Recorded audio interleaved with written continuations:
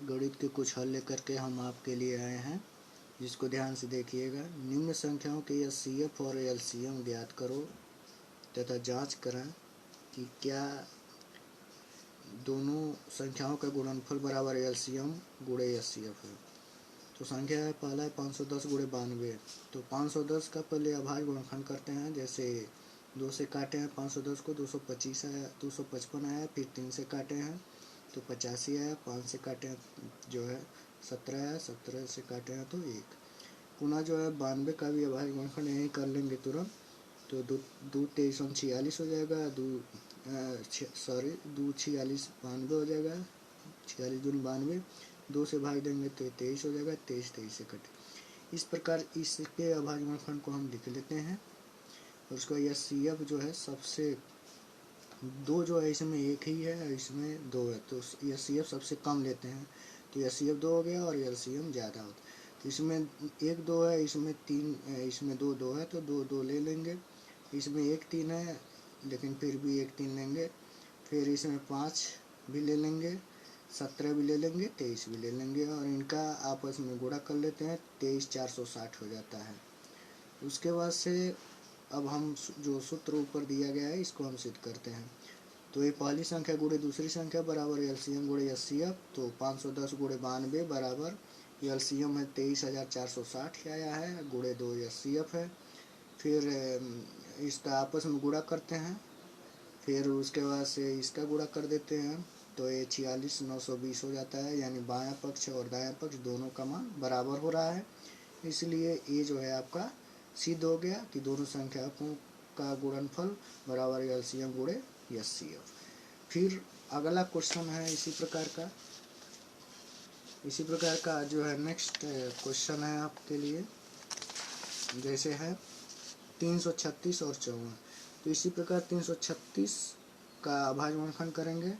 2 से कटेगा तो 168 आएगा, फिर 2 से कटेगा 84 आएगा, फिर 2 से कटेगा 42 आएगा, फिर 2 से कटेगा 21 आएगा, फिर 3 से कटेगा तो 7 आ जाएगा, 7। जब यहाँ 1 आ जाता है तो ये अभाज्य गुणनखंड का प्रोसेस खत्म हो जाता है।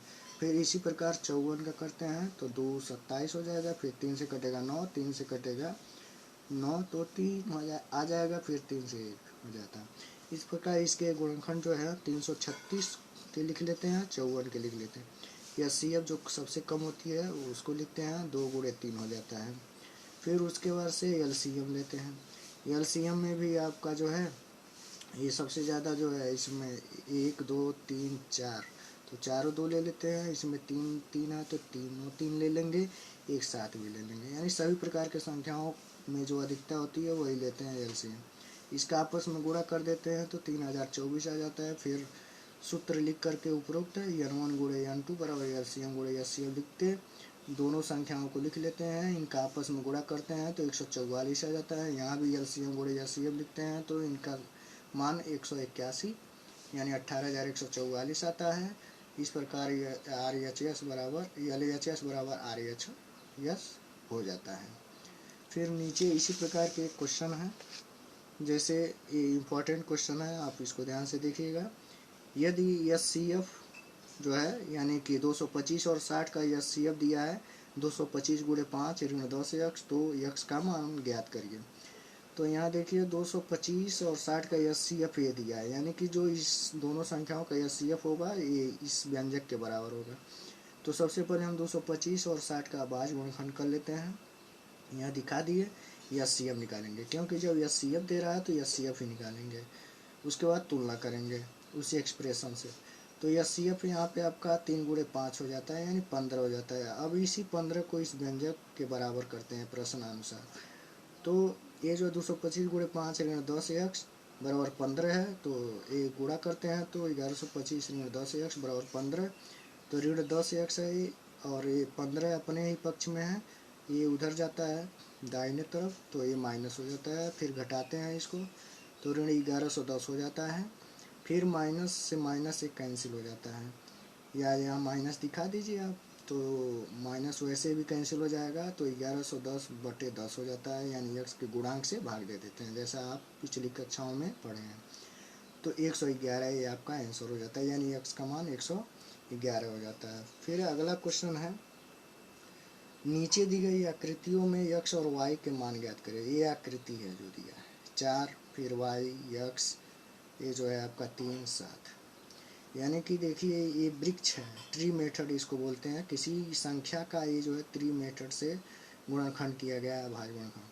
यानी कि यहाँ देखिए लास्ट में दोनों नंबर दिया गया 3, 7, और 3, 7 का जो गुणनफल होगा वो x के बराबर होगा, और x और 4 का जो गुणनफल होगा वो y के बराबर हो जाएगा। यानी सबसे पहले हम 3 × 7 से यहाँ निकाल देते हैं x का मान, 3 × 7 यानी कि x बराबर 21 आ जाएगा। फिर इसी प्रकार y का मान कैसे निकालेंगे, y ये है तो y का ट्री मेथड से गुणनखंड, वृक्षीय गुणनखंड क्या है, 4 × x है। यानी कि x का मान यहाँ 21 दिया है तो 4 × 21 हो जाता है, यानी 84 हो जाता है। तो इस प्रकार से ये आपका उत्तर जो है सही हो गया। तो हमारे चैनल को आप सब्सक्राइब करिए और हमारे वीडियो को आप पसंद करिए, ताकि हम और नेक्स्ट जो है चांस में अच्छे वीडियो लेकर के आपके लिए आए, जो आपके लिए परीक्षाओं में लाभकारी हो। धन्यवाद।